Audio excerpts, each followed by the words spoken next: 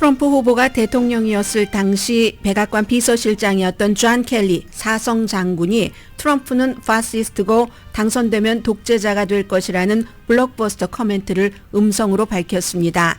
존 켈리 전 백악관 비서실장은 국가가 위험하다고 판단될 때만 비서실장으로 경험한 일을 밝히기로 마음먹었고 그때가 지금이라고 설명합니다. 뉴욕타임스와 잡지 애틀란틱에 실린 이 인터뷰와 음성은 트럼프 성향의 박스와 더 힐은 다루지 않습니다. 정치를 멀리하던 빌 게이츠가 해리스 후보를 지지하는 비영리 단체에 5천만 달러를 기부하면서 그만큼 이번 선거는 세계에 중요하다고 밝혔습니다. 트럼프 캠페인 측은 영국 노동당 스태프들이 해리스 후보를 돕기 위해 미국에 도착한다는 사실에 대해 연방선거관리위원회에 불만을 접수했습니다. 그런데 돈을 받지 않는 선거 자원봉사는 합법입니다. 돈을 뿌리고 있는 일론 머스크는 어제도 해리스 후보는 가치가 없어서 암살 시도조차 무의미하다는 발언을 하면서 트럼프 선거 유세를 했습니다. 해리스 진영에서는 에미넴이 버락 오바마 전 대통령을 소개를 했고 이 오바마는 에미넴의 랩송, 히트송을 재현하면서 투표의 중요성을 강조했습니다. 투표는 이미 시작됐습니다. 조기 투표를 한 사람이 전체 유권자의 약 8분의 1인 2천만 명을 넘어섰지만 조기 투표로도 선거 결과를 알기 힘듭니다. 이틀 전 트럼프가 당선될 수 있는 24가지 이유를 지적한 여론조사 전문가 네이트 실버씨가 오늘은 여론조사에는 반영되지 않았지만 트럼프나 해리스 두 사람 모두 경합주에서 싹쓸이할 가능성이 높다고 진단했습니다. 트럼프 후보의 변호사였던 줄리아니 전 뉴욕시장이 뉴욕 아파트먼트와 고급 시계 등 자산을 파는 게 아니라 본인이 주장을 했었던 부정선거 그 피해자에게 넘겨주라고 법원이 판결했습니다. 맥도널드 쿼터 파운더 햄버거를 먹고 이콜라이 바이러스에 감염된 사람이 사망했습니다. 세계 언론이 보도합니다.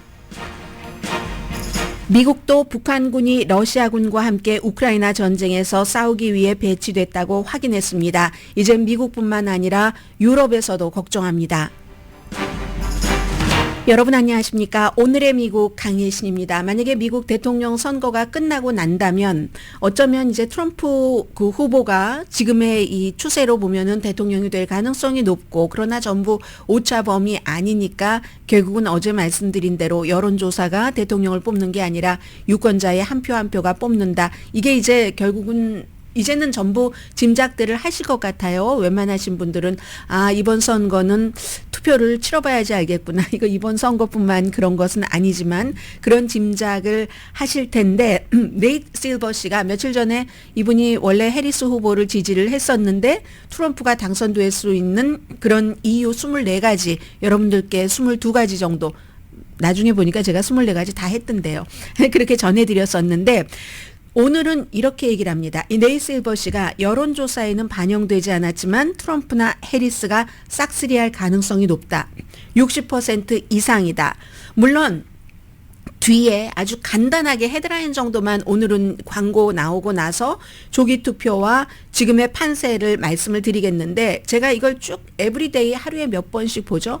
하루에 몇 번씩 보는데도 굉장히 그 매체나 여론조사 기구마다 차이가 심한 게 단지 누가 여기서 몇 % 이긴다 이게 아니라 완전히 이 여론조사 매체는 이 사람이 이긴다고 하는데 저 여론조사 매체는 저 사람이 이긴다고 하는 것이기 때문에 참 저처럼 모든 것을 보고 통계를 잡는 사람으로서는 확신을 하기가 굉장히 어렵다고 일단은 말씀을 드리고요. 네이트 실버 씨는 물론 뭐 선거 전문가고 그리고 이 사람이 이제 그 포커를 잘하는 사람이잖아요. 어쩌니 해도 그분의 얘기입니다. 경합주에서 지금 50대 50으로 보는 게 맞다. 이렇게 내가 얘기를 하면 선거 전문가로서 여론조사 전문가로서 아무에게도 양쪽에도 만족을 주지 못하는 답변이긴 하지만 그리고 또 무슨 민주당에서는 이거 트럼프가 된다고 해. 공화당에서는 또 이건 뭐야 트럼프인데 하고 전부 싫어하겠지만 본인의 본능을 먼저 얘기합니다. 본능으로는 gut feeling으로는 트럼프가 된다고 이런 생각을 한답니다. 네이트 실버 씨는. 그러나 본능은 믿지 말아라. 본능은 심지어 나 같은 여론조사 전문가의 본능도 믿지 말라고 얘기를 합니다. 그 포커 플레이어는 수많은 경험을 하지만 대선은 딱 4년에 한 번 오기 때문에 굉장히 모델이 부족하다. 2012년도에 버락 오바마가 여론조사를 다 누르고 승리를 했다 하는 것을 얘기를 합니다. 또 하나는 이제 여론조사를 할 때 무응답자가 있죠. 무슨 뭐 샤이 해리스가 됐건 뭐 샤이 트럼프가 됐건 또 그런 사람을 제외한 또 다른 무응답자 층이 있는데 경합주에서 여론조사 기구들이 다 그런 무응답자 층을 아주 공평하게 찾아다니면서 뭔가를 했느냐. 이건 이제 그렇게 자신감이 별로 없는 거예요. 그래서 뭐 미국뿐만이 아니라 영국에서도 뭐 2017년도에 뭐 샤이 토리 이론이 있었는데 그 결과는 정반대로 나왔고 그러므로 나의 겉필링조차도 믿지 말고 지금으로서는 누구라도 무슨 뭐 306개가 지난번에 바이든과 트럼프가 이겼던 선거인단 표잖아요. 그렇게 될 수 있다는 거고. 그런데 또 이코노미스트는 다른 얘기를 하거든요. 트럼프가 270 몇 표로 이긴다라는 얘기를 하니까 이건 이제 우선 뒤에다가 두고 오늘 미국이 얼마나 분열됐는가 하는 것을 다시 한번 말씀을 드리겠습니다. 어쩌면 이게 트럼프 행정부 측의 정말 중요한 인물의 마지막 그 경고인지도 모르겠습니다. 또 얼마나 통할지도 모르겠습니다. 왜냐하면 팍스 같은 데서 더 힐 같은 매체에서 전혀 다루고 있지 않고 그렇지만 그런 매체를 제외한 세계 모든 언론이 세계에서 존중받고 존경받는 모든 매체가 다 탑뉴스로 다룹니다. 존 켈리는 사성 장군이고요. 트럼프 대통령이 당선되고 나서 비서실장을 1년 넘게 1년 7개월인가요? 가장 오래 했는데 그전에는 국토안보부 장관을 했습니다. 이 사람이 어제 애틀란타와 잡지 애틀란틱과 그리고 뉴욕타임즈와 인터뷰를 해서 그 기자들에게 음성까지 줬거든요. 이 정도의 사람이 그리고 군 출신이죠. 음성까지 줄 때는 굉장히 그 결심을 한 것이고 또 시기를 보면은 이때쯤 하고 maybe 뉴욕타임스나 애틀란틱은 계산을 했을지 모릅니다. 우선 한 가지를 들어보시고 나서 이분이 왜 이렇게 트럼프는 절대로 대통령이 돼서는 안 된다라고 얘기하는지 등등을 말씀을 드리겠습니다.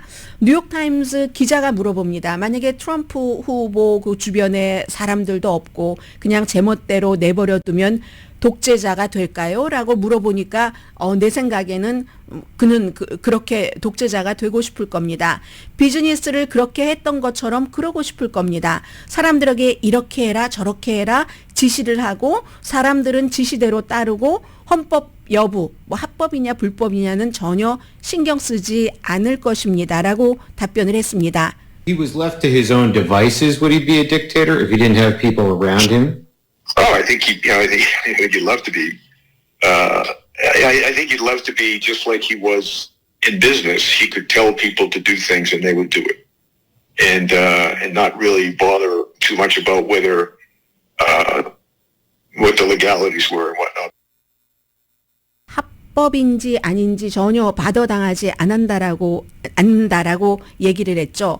이 켈리 전 그 비서실장은 전직 그 군 장교로서 어떤 후보도 나는 지금 그 장군으로서 지지하지 않는다라고 이번에도 다시 한번 분명히 얘기를 합니다. 2019년도에 백악관을 떠났는데 그때는 아마 처음에는 이 군 출신이다 해서 트럼프 대통령이 당시에 아무것도 정치에 대해서 모르고 하니까 말을 조금 들었습니다. 그래서 이제 존 켈리가 많이 막아주기도 했죠.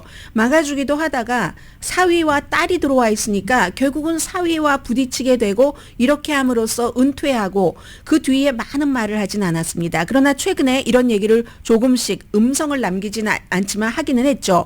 본인이 백악관을 떠날 때 백악관에서의 트럼프와의 경험은 내가 만약에 공개적으로 말하게 될 때는 이 나라에 깊이 문제가 생길 때 아니면 나 자신 본인과 관련해서 굉장히 트럼프 후보가 부정확하게 얘기할 때 그때만 내가 입을 열겠다라고 결심을 했답니다. 다짐을 했답니다. 스스로.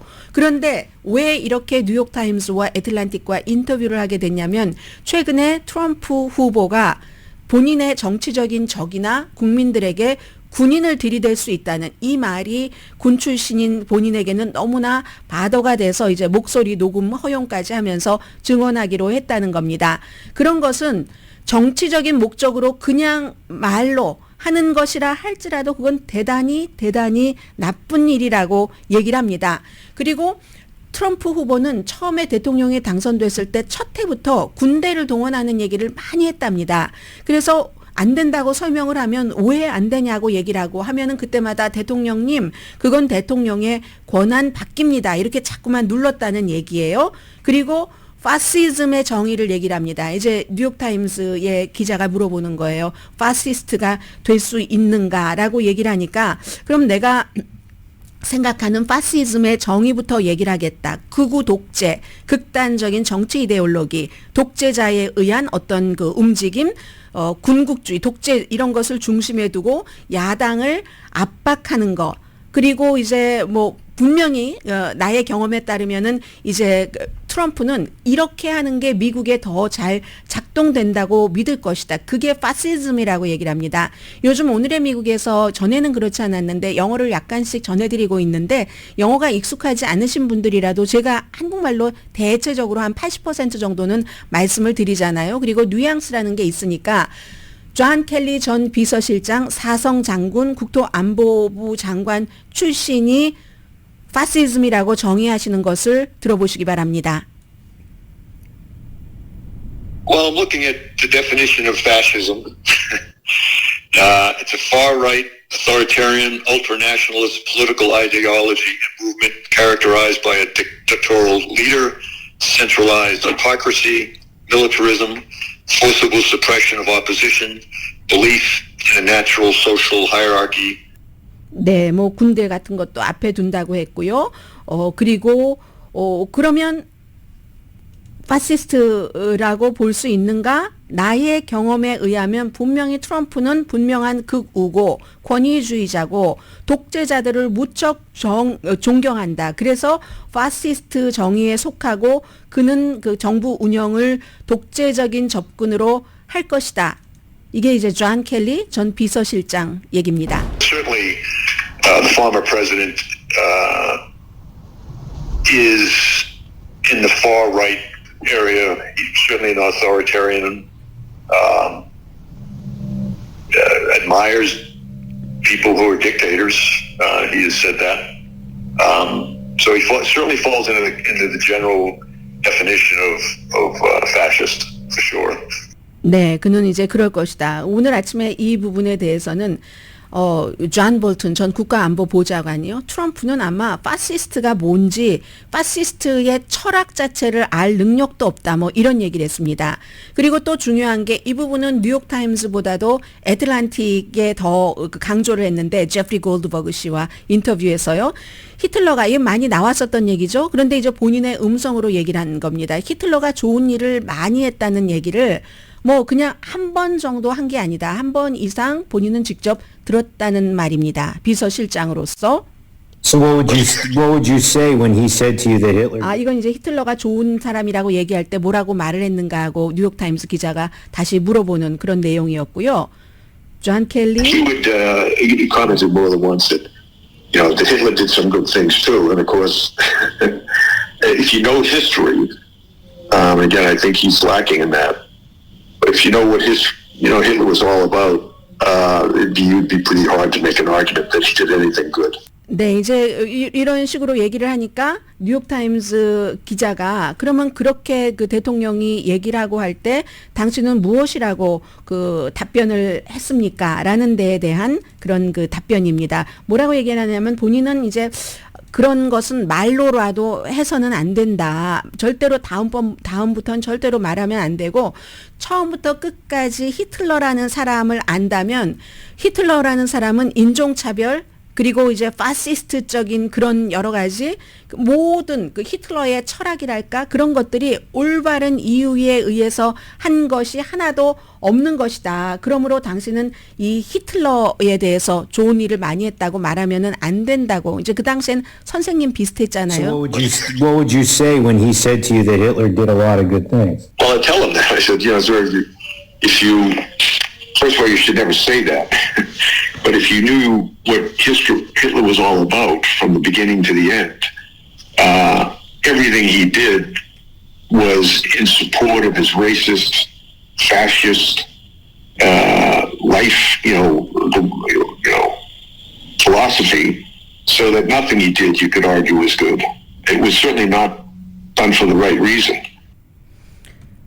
네, 이 애틀란틱에서도 트럼프 아래서 그 일했던 그 장군들은 그가 가장 그 중요하게 생각하는 덕목, 트럼프가 군사적인 덕목에서 그건 복종이라는 얘기를 하고 있습니다. 그래서 시간이 갈수록 독재적인 성향이 강했고 자신이 군대를 완전히 컨트롤하지 못하는 그 군부에 대한 완전한 컨트롤을 원하는데 왜 이게 안 되는가를 굉장히 의문시했고 히틀러의 장군 같은 장군이 필요하다. 이 얘기가 이제 바로 얼마 전에 그 워싱턴 포스트의 그 밥 우드워드가 새로운 책에서 얘기를 한 거잖아요. 거기서 이제 마크 밀리 트럼프 당시의 합참 의장이 그렇게 얘기를 했다는 거. 사적인 대화에서 사람들이 그 자신에게 트럼프에게 완전히 그 충성하기를 바라고 그의 명령에 따라서 그렇게 하길 바라고 그래서 트럼프가 김정은을 만나고 와서는 김정은 그 사람들 봐라 얼마나 사람들에게 존중받느냐 그걸 무척 그 부러워했었다는 그 얘기잖아요.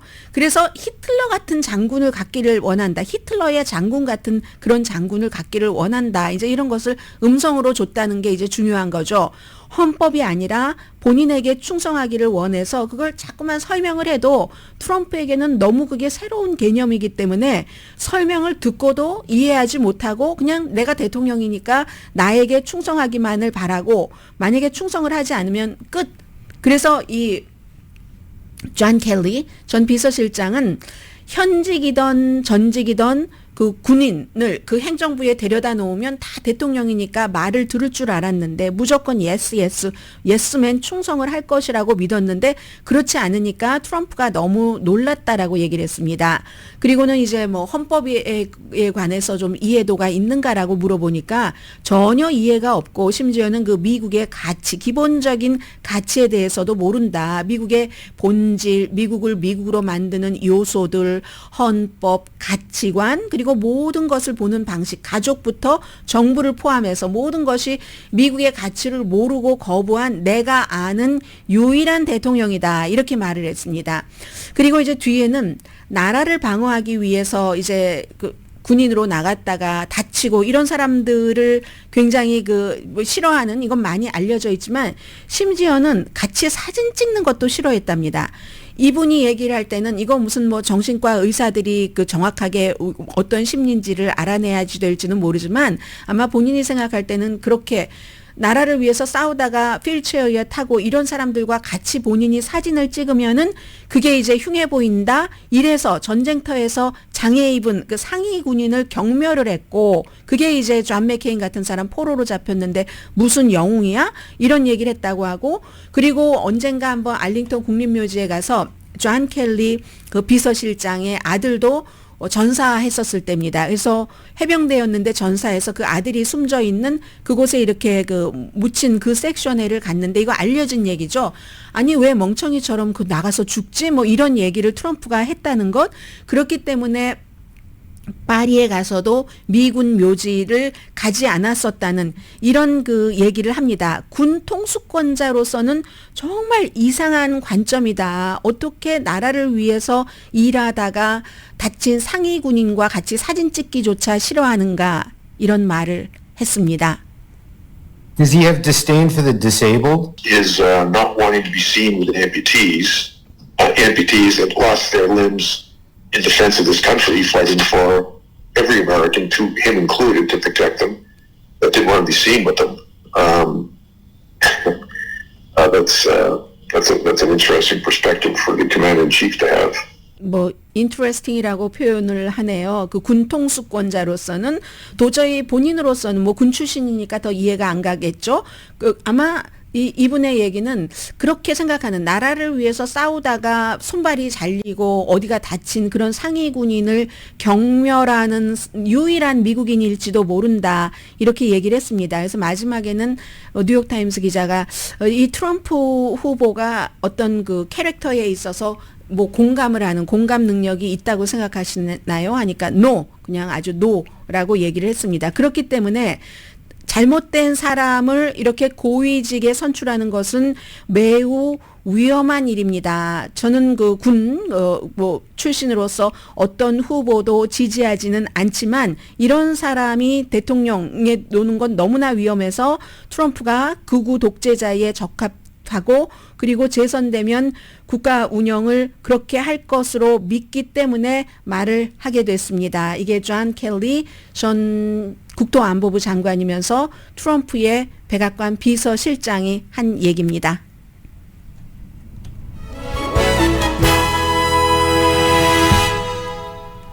말씀드린 것처럼 팍스, 더 힐 이런 데는 전혀 언급하지 않고 해외 언론도 가디언 전부 모든 매체는 다 전하고 있습니다. 오늘의 미국은 이 얘기가 얼마나 해당이 될지는 모르겠습니다만은 아마 군 출신으로서 더군다나 바로 예전 일도 아니잖아요. 바로 트럼프를 백악관에서 모셨던 비서실장으로서 국가를 위해서 할 수 있는 본인의 그 유일한 일이었다고 생각됩니다. 오늘의 미국은 전문가가 추천하는 이민법, 가정법 전문 재인정 종합법률 사무소, 총 20억 달러 승소, 교통사고와 상해 전문 브라이언 타필라와 CG 변호사 그룹, 집이용자 홈에퀴리 라인업 크레딧, 급한 하드머니도 정말 쉽게 잘하는 융자나라 공동펀입니다. 잠시 뒤에 그럼에도 불구하고 여러분과 제가 다 알 수 없다 하면서도 그 여론조사 지지율 그리고 또 조기 투표율 여기에 대해서 조기 투표율을 보고 우리가 알고 있는 것도 있고 알 수 없는 것도 있거든요. 벌써 2,100만 이상이 조기 투표를 했습니다. 잠시 뒤에 전해드립니다. 라디오 서울 방송 오늘의 미국 듣고 계십니다. 네, 이코노미스트가 대선 예측을 하는데 100번 이걸 이제 이렇게 시뮬레이션 해보면 트럼프 후보가 56번 이긴답니다. 어제보다도 조금 올라가지 않았나요? 해리스 후보가 44번. 그래서 선거인단은 트럼프 후보가 278표, 270표죠. 당선되려면 해리스 후보가 260표, 전체 선거인단 538표는 연방 하원 의원 435명, 연방 상원 의원 100명, 그리고 워싱턴 DC 3명 이렇게 이제 그걸 합쳐서 538표가 되죠. 그런데 538 같은 경우는 트럼프 후보가 52번 이기고 100번 해보면 해리스 후보가 48번 이긴답니다. 이 538은 하루에도 몇 번씩 하기 때문에 지금 한번 볼까요? 어제도 보니까 네, 지금 또 달라졌네요. 트럼프 후보가 100번 시뮬레이션 해보면 51번, 해리스 후보가 100번 시뮬레이션 해보면 49번. 이것만 해도 다릅니다. 어제는 이코노미스트가 어제보다 오늘 더 트럼프의 승률을 높게 잡았는데 그런데 538은 어제보다 오늘 트럼프의 승률이 조금 낮아졌거든요. 그리고 다 오차범위 아니기 때문에 이건 정말 동전 던지기와 마찬가지다. 제가 지금 보면은요. 그 경합주의 그 지지율에서 가장 극단적인 결과가 나오는 곳이 파이낸셜 타임즈입니다. 파이낸셜 타임즈는 7군데 경합주가 그 네바다에서만 서로 이분 똑같고 나머지는 전부 트럼프 후보가 앞서는 것으로 나옵니다. 파이낸셜 타임즈는. 그런데 그 앞서는 폭이 다른 매체보다 조금 낮아요. 다른 매체는 조지아 같은데 2%, 심하게는 4%까지도 나왔잖아요. 그런데 여기는 조지아가 가장 트럼프가 많이 앞선다 해서 1.6%, 위스콘신이 0.2%, 해리스 후보는 다는 아니군요. 해리스 후보가 한 군데서 앞서는데 0.1% 앞서는 곳이 미시건입니다. 그리고는 나머지 5군데는 트럼프가 앞서고 네바다는 똑같고 그런데 결론은요. 이 파이낸셜 타임즈가 그렇게 이제 설명을 해놓고도 이걸 결론을 내리는 건 7군데 경합주가 모두 토스업이다. 동률이다. 전부 오차범위 안에 있기 때문에 이런 결과가 나오죠. 그럼 또 보세요. 뉴욕타임스와 시에나 칼리지 제일 먼저 트럼프의 부상을 떠오름을 먼저 이제 그 여론조사로서 사람들에게 확인을 시켜준 매체가 뉴욕타임스입니다. 뉴욕타임스와 시에나 칼리지는요. 다른 데와 또 다릅니다. 그 구성 자체가 오늘도 보니까 4군데 주에서 동률입니다. 노스캐롤라이나, 네바다, 펜실베니아, 미시건. 그리고 트럼프가 애리조나, 조지아에서 앞서고 해리스가 위스콘에서 앞선답니다. 다 매체마다 딱 한 가지, 우리가 이거 하나만 여론조사를 한 게 아니라 많이 이렇게 게더링해서 하는데도 매체마다 너무 다르기 때문에 저는 이게 계산이 굉장히 어렵습니다. 그래서 좀 전에 말씀드린 그 네이 실버 538을 만든 이 네이 실버 같은 경우는 이러니 저러니 해도 지금 경합주에서는 50대 50으로 보는 게 낫다. 맞다. 나는 내 겉필링은 트럼프인 것 같지만 그런데 나도 믿지 말아라. 누구라도 싹쓸이를 할 수가 있다. 경합주에서. 이렇게 얘기를 하는 겁니다. 오늘 미국의 많은 신문의 일면의 탑 뉴스는 조기 투표에 대해서 조금 그림이 나오니까는요. 이미 2,150만 명 놀라운 숫자입니다. 전체적으로 이제 뭐 등록된 유권자가 1억 6천만 명 정도, 그것보다 조금 높겠죠. 4년 전이니까. 그런데 2,150만 명이면은 8분의 1 정도는 한 거죠. 그러니까 전부 여기에 대해서 일면의 탑뉴스로 하고 있는데, 이제는 트럼프 후보도 어제도 계속 조기 투표해 주세요, 뭐 우편 투표해 주세요, 이런 얘기를 하고 있는데, 이게 조기 투표하는 데서 우리가 볼 수 있는 것이 있고 보이지 않는 게 있습니다. 우선 어제 이슈가 됐었던 네바다 같은 경우는, 네바다는 블루인 것이라고 사람들이 생각을 했는데 지금 2% 차이로 이 조기 투표한 비율이 공화당이 높습니다. 공화당 39, 민주당 37, 그리고 이제 그 밖에 24. 그리고는 공화당이 조기 투표율이 민주당보다 높은 곳이 7군데 중에서 3군데거든요. 지금 네바다 말씀드렸고, 애리조나 43% 대 민주당 36%, 무당파가 됐건 다른 당이 됐건 21%. 그리고 조지아주도 공화당이 더 많습니다. 조기 투표한 100%를 이렇게 계산해 보면 48%, 민주당 46, 그리고 그 밖에 6%. 나머지 4군데는 조기 투표율이 민주당이 높습니다. 여기서 중요한 것은 네바다는 이거 민주당일 것 같다 하는데 공화당이 높았지만 2% 높았죠? 이건 똑같습니다. 노스캐롤라이나주 지난 2016년과 2020년에 트럼프가 다 이긴 곳은 노스캐롤라이나주 한 군데밖에 없습니다. 이 노스캐롤라이나주에서 조기 투표율은 민주당 36, 공화당 34, 그리고 그 밖에 31%로 2%가 민주당이 앞섭니다. 네바다에서 2% 뒤지는 것을 이거 트럼프의 밭이야라고 생각을 했었던 노스캐롤라이나에서 2%가 민주당이 높은 겁니다. 위스콘신이요. 민주당과 공화당이 이제 블루월에서 차이가 많아집니다. 민주당 39, 공화당 19, 여기는 그 밖에가 제일 높아서 42%입니다. 항상 위스콘신은 이제 그 무당파가 제일 유난히 많은 곳이 위스콘신이기도 하고요. 미시건도 차이가 큽니다.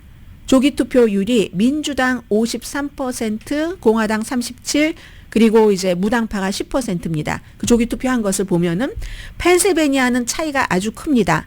민주당 62%, 공화당 29%, 그 밖에 9% 되거든요. 그러면 조기 투표율을 이렇게 보면은 예를 들어 민주당이 트럼프 후보를 찍을 이유는 그다지 많아 보이지는 않죠. 왜냐하면 민주당은 어차피 너도 알고 나도 알고 뭐 옆집 사람도 알고 다 하는 얘기입니다.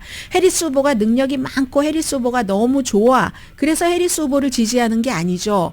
바이든 대통령의 그 위험한 신호를 받기 때문에 그냥 바이든이 아니기 때문에 해리스를 지지하는 쪽으로 가고 있는 것이기 때문에 민주당이 조기 투표를 했을 때 트럼프 이름을 적어서 조기 투표를 했을 가능성은 그다지 많아 보이지 않습니다. 그러면 그렇다고 공화당의 조기 투표율에서 해리스가 많이 나온다? 뭐 니키 헤일리를 지지했던 사람, 그것도 알 수 없죠. 우리가 어떻게 합니까? 어제 어떤 매체에서 얘기한 것처럼 해리스의 집토끼들이, 민주당 집토끼들이 먼저 들어가서 해리스를 지지했고, 그리고 지금 이제 공화당의 집토끼들이 집 나갔다가 집으로 들어가는 거다. 이것인지 알 수가 없는 겁니다. 그리고요, 이 조기 투표율 기록도 알 수가 없어요. 조기 투표율이 기록률이 높다고, 야, 이번에는 사람들이 대통령 선거에 대해서, 야, 이거 대단한 열정과 정의감을 가지고 참여하는구나, 인지, 아니면 코비드-19 이후에 우편 투표도 해보고 일찌감치 가서 사람들 부대끼지 않고 해보니까 이게 편해서 그게 패턴으로 되는 건지 이것조차도 알 수 없습니다. 물론 요즘 조기 투표 편하지도 않아요. 가면 노스캐롤라이나주도 뭐 3시간 걸려서 뭐 딸하고 같이 투표하고 왔어요. 뭐 이런 아버지도 계시고 하시던데, 그래서 그것도 말해주지 않고 결국은 조기 투표도 당장 어떤 당에서 얼만큼 투표가 나왔고, 이거 나이별로도 있거든요. 성별로도 있고, 여자가 많고 나이 드신 분이 많죠. 조기 투표하시는 분들.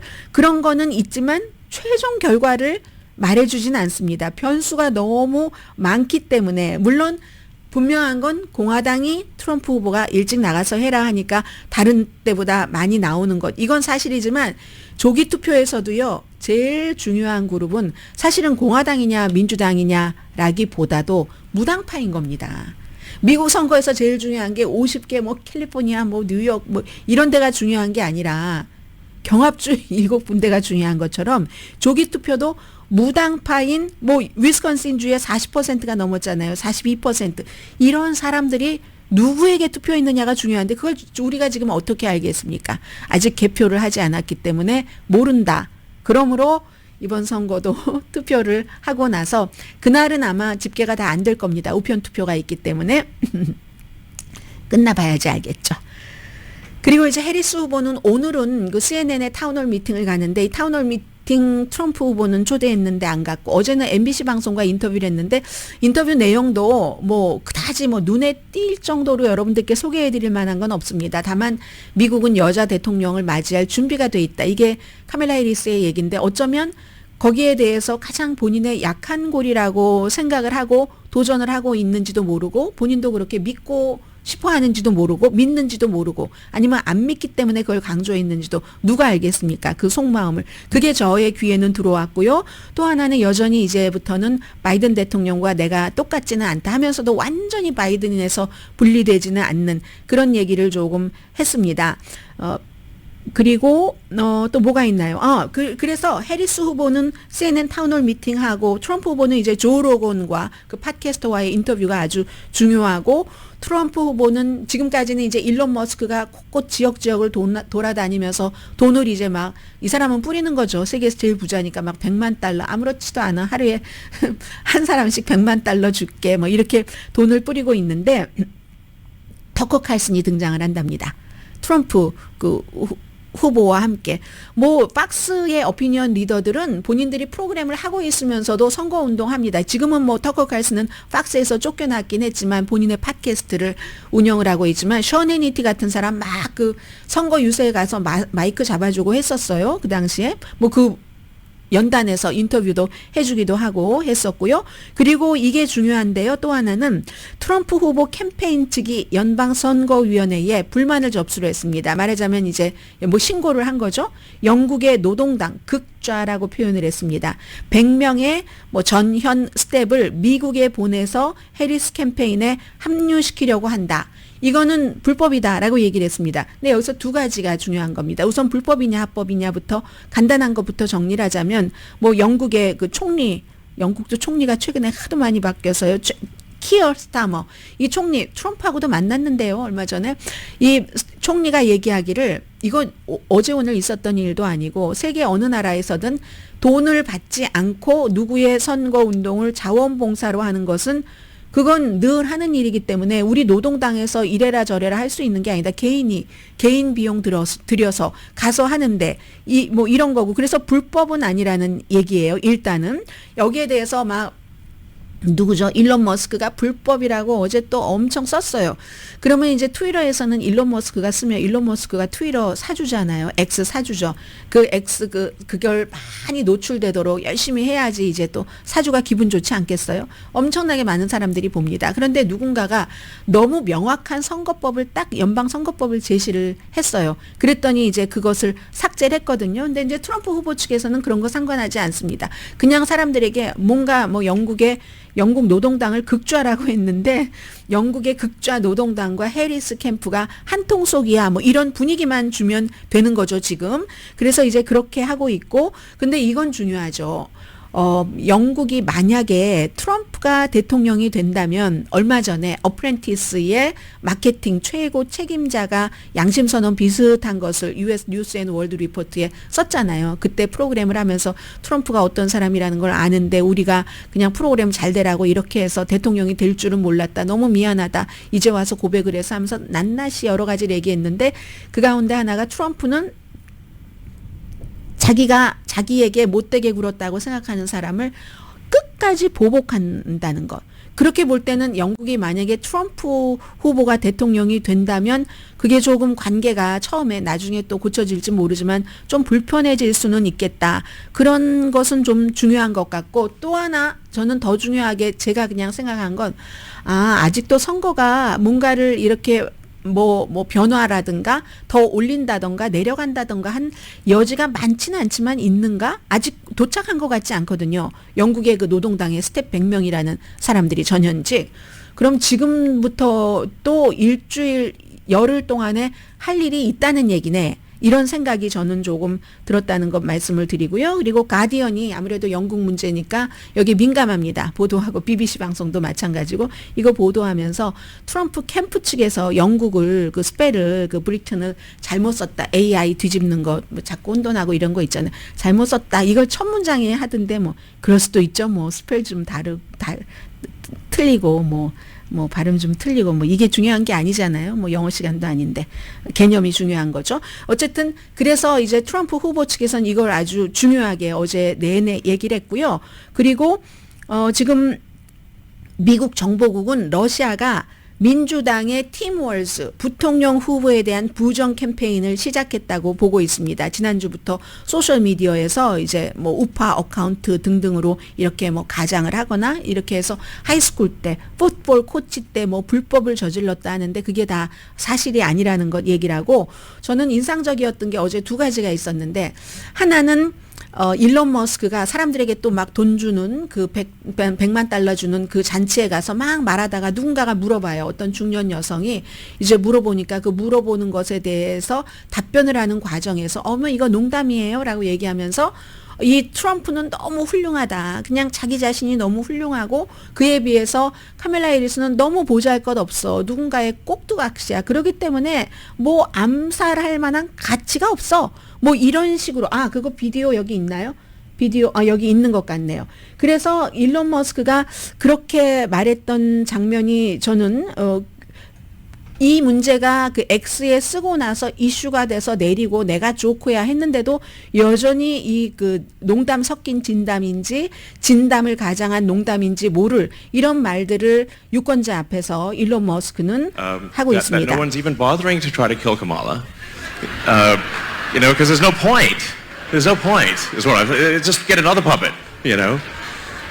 So I'm not suggesting someone should try to kill her. It's pointless.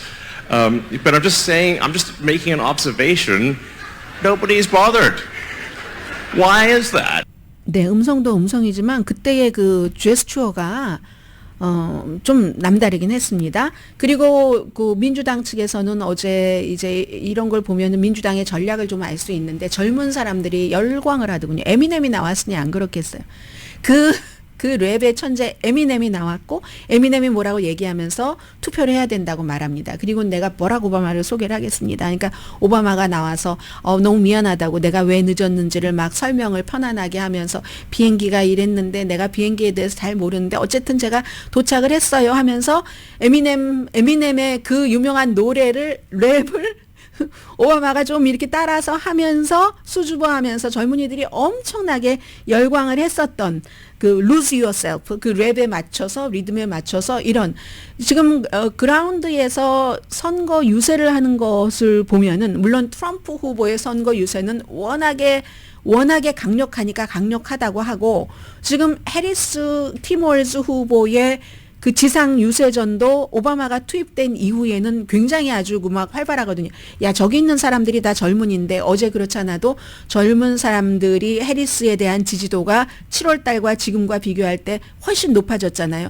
다 투표하면은 저 기세도 무시할 수가 없을 것 같은데 이런 생각이 들 정도로 이제 오바마 등장. 내일은 같이 등장하지 않나요? 블루월에서 해리스? 또 버락 오바마, 미셸 오바마 이런 사람들이 같이 등장을 해서 지금 이제 앞으로 며칠이에요, 오늘? 오늘 23일이고 12일 남았나요? 12일 뒤면은 선거 당일이 됩니다. 라디오 서울 방송 오늘의 미국 듣고 계십니다. 전문가가 추천하는 이민법, 가정법 전문 제인정 종합법률사무소, 총 20억 달러 승소, 교통사고와 상해 전문 브라이언 타필라와 CG 변호사 그룹, 집이용자, 홈에퀴리, 라인 오브 크레딧, 급한 하드머니도 정말 쉽게 잘하는 융자나라 공동펀입니다. 정치를 멀리하는 빌 게이츠가 해리스 후보 캠페인에 5천만 달러를 기부한 것이 이제 어제로서 드러났는데요. 이 사람이 왜 정치를 멀리하냐면 하는 일이 많잖아요. 건강에 관한 거. 그것도 세계적으로 하죠. 아프리카 다른 나라. 그럴 때 어떤 정치에 가깝다 하면은 신뢰를 해주지 않기 때문에 정치와는 조금 멀어졌습니다. 오히려 돈 같은 것을 수백만 달러 기부한다 하면은 뭐 20대 초반과 중반인 자녀들이 했죠. 그것도 부모 돈 아닌가요? 그렇게 해서 했었는데 이번에는 그 퓨처 포워드라고 해리스를 지지하는 비영리 단체에 기부를 했습니다. 해리스 후보를 공식 지지하진 않았습니다. 이게 이제 그 존 켈리 트럼프의 첫 번째 그 비서실장과 같은 거죠. 이번 선거는 세계인들에게 너무나 전례 없는 의미이기 때문에 돈을 이렇게 기부를 합니다. 이렇게 기부를 했고요. 원래 이렇게 큰 돈이 있고 기업을 하는 사람이면 정치에 어떤 뭐 기부도 하고 싶고 하는 유혹이 있답니다. 유혹. 왜 그러겠어요? 본인에게 뭐 본인이 원하는 쪽으로 세상을 가져가기 위해서. 그런데 그런 유혹을 뿌리쳐 왔다가 이번에는 그렇게 한다는 거죠. 뭐 해리스 후보와 깊이 연관은 없답니다. 다만 이건 좋아하겠죠. 바이든 해리스 행정부의 기후변화에 관한 여러 정책 같은 것이요. 빌 앤 그 멜린다 게이츠 그 재단도 트럼프 후보가 당선이 된다면 뭐 의료에 관한 거, 뭐 가족 계획이라든가 글로벌 어쨌든 그 헬스 프로그램 같은 것들이 지원금이 삭감될 거 이런 것을 또 굉장히 걱정을 할 것 같고 그래서 오늘 어떤 매체는 이 빌 게이츠도 해리스의 비밀 병기다 이렇게 얘기를 하고 있고 또 다른 경제계에서는 JP 모건 체이스의 제이먼 다이먼 그 CEO가 트럼프 후보는 지난번에 누구와 인터뷰를 하면서 내가 만약에 대통령 된다면 재무장관으로 그 사람 하는데 사실은 이 제이미 다이먼은 해리스 행정부에서의 재무장관을 아마 원하고 있는 것 같습니다. 이런 일. 그리고 트럼프 후보는 이렇게 나의 정치적인 그 적에게 누군가가 기부를 하고 지원하면 그 사람들을 다 보복하겠다고 지금 공개적으로 위협을 하는데 저는 트럼프 후보의 이 위협보다도 트럼프 후보의 그 위협을 보복 당연히 해야지 정치 보복을 해야지 되는 게 맞는 거야라고 주장을 하는 사람들이 더 위험하다고 보여집니다. 트럼프 후보야 그러다가도 또 본인의 뭐가 안 맞으면 입장을 바꿀 수도 있는데 그렇게 지금 정치 보복 당연히 해야지라고 주장하는 사람들은 그 주장을 하는 게 직업이기 때문에 그 본인이 한 말을 뒤로 빽하기가 힘들잖아요. 이 세상에 어느 나라든 정치 보복이 좋은 그런 역사는 없습니다. 연방 판사가 루디 줄리안이 맨하탄 아파트먼트 그리고 무슨 뉴욕에 있었으니까 뉴욕 양키스의 어떤 스포츠 기념품 같은 것 있잖아요. 또 아주 비싼 시계라든가 또 빈티지 머세디스 벤츠 그 자동차 같은 거 다 저 두 사람에게 소유권을 넘겨라. 그 두 사람이 누구냐면 조지아주의 선거 요원 2명의 여성이죠. 하도 이걸 뭐를 바꿔치기 했다. 바이든으로 다 표를 바꿔치기 했고 해서 결국은 배심원이 1억 5천만 달러 배상 판결을 내렸고 그에 대해서 그 재산권을 저쪽으로 넘겨라 해도 1억 5천만 달러 안 된다고 하던데 그게 1천만 달러도 안 된다고 하던데 7일 기간을 줬습니다. 이 정도면은 다도 1천만 달러 자산밖에 루디 줄리아니가 안 된다고 하는데요. 많은 사람들은 이렇게 얘기를 하죠. 판사도 얘기를 했고 허위 정보를 퍼뜨리는 사람은 분명히 엄청난 대가를 치러야지 된다는 메시지를 받아야지 된다는 겁니다. 그렇지 않으면 자꾸만 스포일 되잖아요. 그래서 이제 이 기일 안에 이걸 넘기지 않으면 지금 당장 캐시가 없다고 하니까 넘기지 않으면 법정 모독죄라든가 아니면 거기에 벌금이 또 붙습니다. 벌금뿐만이 아니라 징역형에 처해질 수도 있는 그런 게 있고요. 맥도널드 쿼터 파운드는 많이 뉴스에서 들으셨을 것 같아서 리마인드용으로 점심에 드실 분들도 계실 테니까 말씀드립니다. 10개 주에서 10명 정도는 적어도 입원을 했고 한 분은 숨졌습니다. 이콜라이 바이러스로. 근데 아마도 이 쿼터 파운더 안에 들어있는 그 양파 양파에서 감염된 게 아닌가 지금으로서는 그렇게 추정을 한다고 하니까 참고하시고요.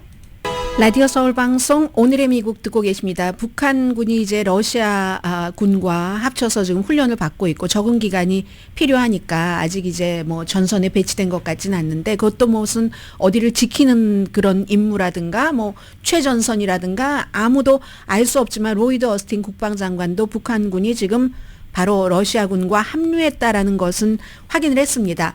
유럽에서 굉장히 지금 주목을 하고 있는데요. 예를 들어서 러시아가 강대국인데 그 강대국이 타락을 했다. 다른 나라의 군대까지 받아서 이런 얘기를 하고 있고 최소한 500명의 장교 그리고 장군도 3명이 거기에 갔답니다. 일단 뭐 몇천 명 간 그 사람 가운데서요. 그리고 이제 10월 말까지 우크라이나 쪽에서는 뭐 러시아의 뭐 크루스크 지역 이쪽 전투로 이동될 것이다. 뭐 이런 얘기들을 다 하고 있고 대신에 이제 여러 가지 그 전술적인 무슨 뭐 미사일 발사 시스템 일부를 북한으로 옮겨준다든지 하는 게 있겠지만 그리고 우크라이나는 이걸 가지고 또 열심히 외교를 해서 뭔가를 더 많이 받으려고 하지만 트럼프가 미국에서 대통령이 되고 나면 굉장히 힘들어지고 이코노미스트는 북한군에 대해서 얘기를 하던데 예를 들어서 러시아군은 운명이다라고 생각을 하고 동기부여는 없지만 북한은 가족들이 있잖아요. 가족들이 있기 때문에 우리가 여기서 잘못하면 가족들이 어떻게 되지? 뭐 이런 그 처절함 같은 것을 얘기를 했습니다. 오늘의 미국은 전문가가 추천하는 이민법, 가정법 전문 재인정 종합법률사무소, 총 20억 달러 승소, 교통사고와 상해 전문 브라이언 타필라와 CG 변호사 그룹, 집이용자, 홈에퀴리, 라인업 크레딧, 급한 하드머니도 정말 쉽게 잘하는 융자나라 공동폰이었습니다. 10시 브라보 마이 라이프 방송됩니다. 최고의 아버지와 아들, 르브론 제임스와 브로니 제임스 역사 어제 함께 썼잖아요. LA 레이커스와 팀버울브스. 참 NBA 게임에서 아버지와 아들이 강희신이었습니다.